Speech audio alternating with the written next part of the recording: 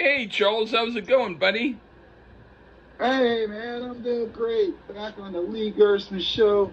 Just me and Lee, like it should be. Yep, And on the couch, and he's at the desk. You know the whole drill. And, yep. It's because you know, it's just you and me. That's why I got to do a really good album. yeah, I Half of the time. suppose. I suppose. Uh, You say so. But Yeah, okay. we're doing, I mean, the previous review speaks for itself. But anyway, Yeah, I know. we're It doing. does, okay? I do like that group, okay? All right. All right, all right, all right. But so we're doing a band I never heard of. That Yep, shows that Lee's a smarter man than moi. yep. Who are we doing today, Lee? We're doing a group that is from Sweden, and they're called the International Noise Conspiracy. And the reason I picked it was because this was, well, I wanted to do this for a long time, but I finally figured, I had mentioned to you before that when everybody was listening to Oasis, I wasn't. Not because I didn't want to, but because I just didn't hear them. And instead, Yeah, this is the sort of stuff that I was hearing. And then when I found out more about Oasis, I thought, well, obviously, you know, comparing them to the stuff I was hearing, that was why I wasn't so thrilled with them at that time. yeah. I I get it. This album came out in 2001, and Oasis really wasn't blazing the charts at this point. I mean, Yeah, matter of fact, I didn't even know they were still together. I happened to be in Budapest, Hungary in 2002, and I saw an Oasis video, and I was like, "Gee, they're still together." I had no clue, but I'm not sure where this fits in their discography. Because again, folks, it is on streaming. yeah, That's a good thing, but I don't know exactly where it sits as far as in terms of order of albums in their discography. But yeah. I he's think, been hitting. I think Lee don't like to say too much, but he knows. I believe he's usually a little hit and miss. So I'm already impressed on Swedish groups. I'm yeah. a big ABBA guy. Well, I like stuff that's good. Right. So except ABBA, who's great. No. You don't like great, you like good. Hey. or, Well, or like Ghost. He's been hitting this on Ghost. I like Ghost better than ABBA when they're not trying to sound like ABBA. Yeah. But this is I like some Swedish music because it's not just ABBA and Ace of Base. There's a metal band from there I like a lot called Lean. Okay. But I never heard of these guys. I think that this is ever. I'm not sure if it's their very first album, but it might have been their first that was promoted here. And by here, I mean Tower Listening Station. Yeah, the United States of America. But, just a quick shout out to the demise of MTV. This is their last year being involved in music, which I didn't know they still did music. Huh. I don't know how they do VMAs when they don't show videos. But anyway. Weird. Yeah. A big part of my childhood gone, but whatever. I don't remember them showing this in 2001 on MTV. Me neither. Because there was no 120 minutes anymore, or those type of shows. It was just they would show videos at the end of the reality shows. If you were lucky, you get Alien Ant Farm or something like that. But don't remember, never heard of these guys. International Noise Conspiracy rock band out of Sweden with A New Morning. Changing Weather. Yep. And I'm ready to get into it because I don't know shit about these guys. Okay. Well, I'll start. And I'll say, the first song is A Northwest Passage, and I put, now this is a humdingy doozer of a fantastic blast opener if I've ever heard one. It's not even the tune that made me want to do the review. But when we start right away at 100%, I mean, gosh, what else can I say except this is fantastic? What do you think? Well, humdinger, huh? Yep. It's also kind of like a real hoot, like listen to some Tennessee Ernie Ford records, I think, or something. Anyway, or not. I might. Well, the drum rolls in the beginning, they certainly get your attention. The song is very hard driving. This is reminiscent to me of some of White Zombie's work, at least musically. Yeah. Verbally. Yeah, sure, verbally. Vocally, pretty good. Almost a bit punkish. I do think the song gets a tad repetitive at parts and could have trimmed it down a hair. But I see what they were going for stylistically, and I wouldn't have made a few of the choices, but who cares what I think? It's their song, and it's mostly enjoyable track. Mostly enjoyable. Yeah, it's all enjoyable. But anyway, what do you think of Up for Sale? Okay, now I can put a definitive finger on who our singer reminds me of, and that would be Richard Ashcroft. It sounds a lot like him to me on this song. The bass work is great here, and the chorus is slamming. I'm not sure in the verse the drums sound a bit off, but in the chorus it's right in the pocket. So, even with the imperfections I hear at points, I think they totally make up for it with intensity and fire on this track, Up for Sale. Right on.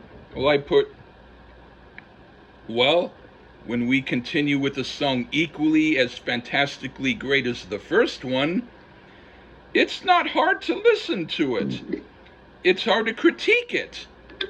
The only way to critique it is to say I can't think of anything bad about it. So yeah, if that's a critique, I'm willing to live with it. Okay, now for the next song. Bigger Cages, Longer Chains. This is also as great as the other songs. And the addition of the saxophone makes me think, hot damn, I need to do that type of sound in my next Suno songs. It's freakingly great. 3 for 3, can't beat that. What do you think? Why, oh why? I mean, we were doing so good. And now we're going for something, it's way too jazzy wanting to be. The saxophone, no for me. Wow. This is a poor attempt at some jazz fusion to my ears. I vote no on this for Suno Lee. It's their purposefully trying to bring in something that would not ordinarily work, and I thought it did. Oh well. All right, what do you think of Breakout 2001? Yeah, thankfully no sax, and we're back to some rock. It seems to be mainly nonsensical lyrically. The chorus is repetitive as hell. Musically, I do like it. But again, it's still repetitive in the chorus. It sounds as if they're trying to fit in with sounds of the era rather than blaze their own trail here. But it's better than that last track, for sure. All right, well, I was wondering if after the trilogy of great songs, there might be one that came up next that would be maybe slightly less great. Instead, the very tune I picked this album for. When I heard this the first time on Tower Listening Station, I was like, is ecstasy like this?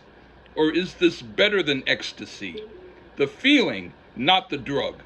It still makes me feel awesome when I hear it. I wish I could blast this all over the city and make people hear really good music for a change. Alright, now for A Body Treatise. Now this song threw me for a loop because it starts with a deceiving beat that isn't the beat. The beat is a half step after that, so I was confused while listening to it, and then I had to start it over again, and then finally I got it, but kudos to them for doing that, because I've done the same thing and I totally respect when someone else does it. Another winner. Some people might complain about the lyrics, but to me they're palatable because of the vibe of what they're about.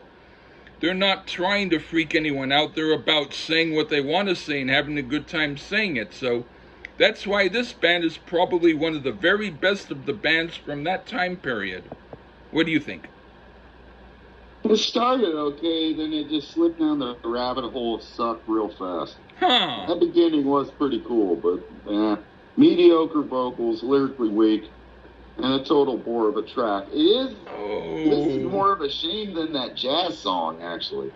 This one shouldn't have sucked, but it did. But, in the positive, that odd ending is pretty cool, though. I do like that weird ending thing. Okay. But I mean, that was like 22 seconds, but yeah. All right. Okay, I guess it's like if I brought you some good spicy chili and you ate it, you would say, nah, that's boring. Taste some real good stuff. And you give me some plain tofu. That's how this is happening.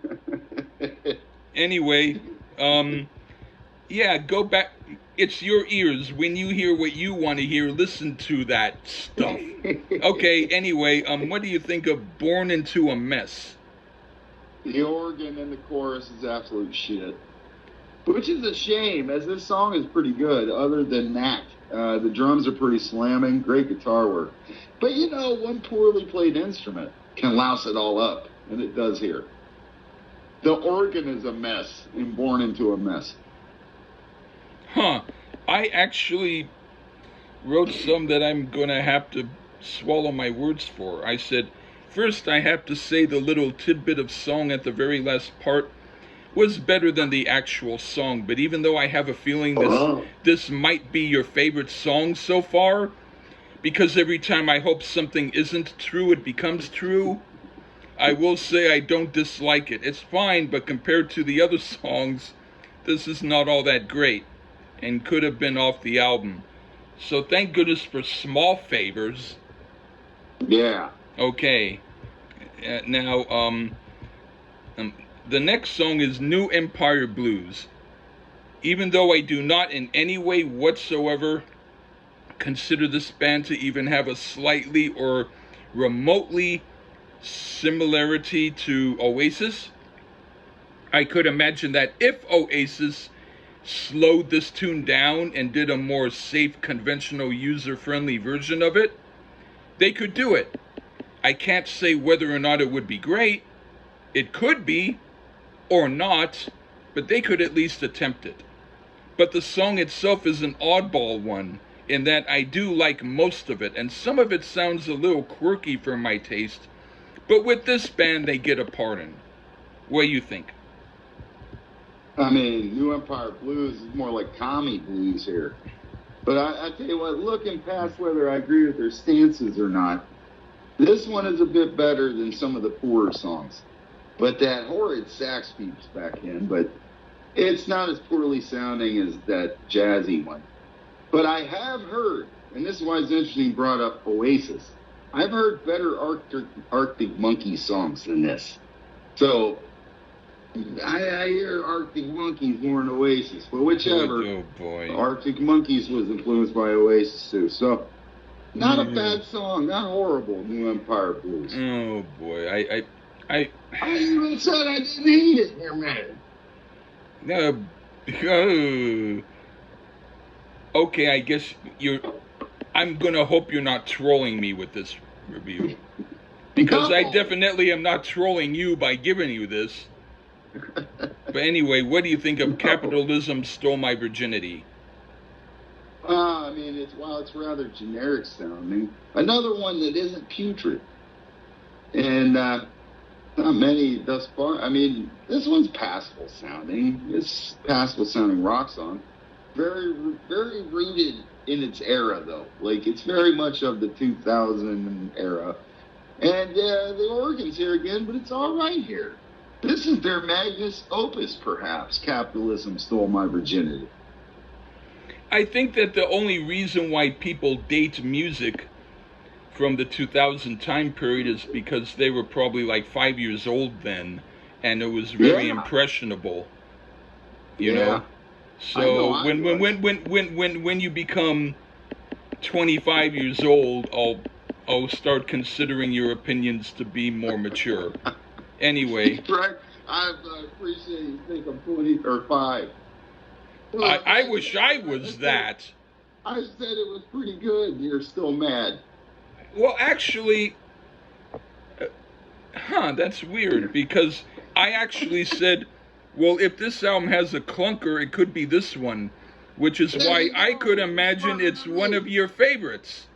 After the awesomeness of most of the tunes previous, it sounds like they were flat, dry, and needed to do one more song, so they did it, and it became the hit people know, I guess. But believe me, most of their other songs are way better. Yeah, nobody knows this, but sure. If you in Sweden, maybe here in Poland, and leave, and now the people watching this. Yeah. And again, with all of these reviews, folks, listen to the record. Let's see who's right, and then comment on the video. I'm only afraid that the people who will agree with you will listen, because I don't know any people who I can promote it to, except me. And I have many egos. But anyway. Yes. Yeah. That's so. We haven't done that sound effect. Hey, I like that though. Yeah. It's better than what you've been saying. But anyway, the next song is Last Century Promise. Okay. It's much better than Capitalism Stole My Virginity, but it's not quite as great as the very best songs, but I still do like it. It's middle tier on the list. I do like the doodly voices, though. The half-baked "You Really Got Me" garage overtones at the last part were totally unnecessary. What do you think? I, for some reason, either didn't have that song or it wasn't on Apple, so I like the diddly doody doo too. Because it's just so good. Whatever Lee said was correct. Okay. I have a thing called Dead Language of Love. Oh, well, that's next. Okay. Yeah, it's I don't weird. know how I missed that one. It's weird because on where I downloaded the album, one song, "The Capitalism Stole My Virginity," was not on it. The link was there, but it said, "Sorry, we're not there." So I just downloaded it from YouTube. So I still got it. I still make damn sure that I get it. It's just that different source. The best track on the album, diddly doo doo. Vocals, whatever it was called. Yeah, Last Century Promise. Last Century Promise. Yeah. Is awesome. Right on. Yeah, so awesome because I didn't hear it. Okay. All right. Well. Anyway, next song is "Dead Language of Love." Okay. Will you go? Well, all right. Now this one rocks out quite a bit. It almost has a Helmet type of feel, man. The drums drive this along really well. See, they need to do more of the good shit like this and less of the bad, like most of this album. So more like this one right here, Dead Language of Love. I dug this one, Lee. A lot. Actually. Right on. I'm glad you did. So sometimes I confused this for Breakdown because of the beat, but then I realized it was a different song. But to imitate one of the very best rock songs ever is not a bad thing to try to do. And to do a song that is halfway its brother is also commendable. Maybe I don't always need to hear it if I'm picking individual songs from this album to sample to people. Maybe it's one you'd sample. That's why you don't get many takers. But I do like this song. Now, I do like the tag-along song after it. That is way cool. I love it. Okay. Whoa. What are you talking about? I'm getting takers. Well, I mean, nobody takes. Other people. I mean, nobody takes from you. They let you keep it. Okay. Or whatever. Anyway, Who is triggered by this review, folks? We've hit a new one now. We got one more song on this butte. Well, there's two. See, I didn't have that. All I got is the title track. You don't have the Reproduction of Death? Nope. Huh. Well, I'm still going to talk about her when we get to it. You can talk about it, and I'll just say Lee is right. Yeah. There you go. Okay. Anyway, you can go first with A New Morning, Changing Weather. Yeah, this is the last one on the one you sent me. That's weird. Huh. I could have next time sent you stuff on MP3 file, if you want. Yeah. No, I'm fine. All right. We go out strong here, Lee. Great job, fellas. It sounds like an original tune, and less worried about fitting in at the time. So, no, man. Kudos for that. I'm not honestly sure if I want to discover more of these guys or not. But, you know what? Unless they're up against Nantucket, then I'll listen to these guys on repeat. They're definitely better than Nantucket. Oh, wonderful. Now, way better than Nantucket. Well, okay, that is a smart thing to say. We're back at wonderful territory again with another fantastic, great song. I wish more groups could do like this. And they need to know how to do it like this, because it's not usual. But that's what impressed me about this album. It stands above the rest. And what I said about the Reproduction of Death, I just said. For the name of the song, I have to say I really like it. It's one of the better songs. Okay. It's one of the better songs. Reproduction of Death. Oh, you were waiting. You knew I was going to have some good info on that one. And that's why you just put. You're trying to figure out my patterns. No, I just did. When something is so good, I sometimes don't know what else to say except that it's so good. No, I mean, really, it's not. When I say they're trying to fit in. Let me ask you, would you like me to give you the two songs you didn't have, or is this like, you're fine? I'll check them out. I'll see if I can find it. All right. Because YouTube has probably the whole album right properly. Either that or Apple sometimes. Or I could give it to you. Yeah, send me just the two, not the whole album. No. I don't want to do too much to you. But before we sign off, I just want to say, when I say it sounded like they were trying to fit in at the time, the whole industry has done that since the beginning.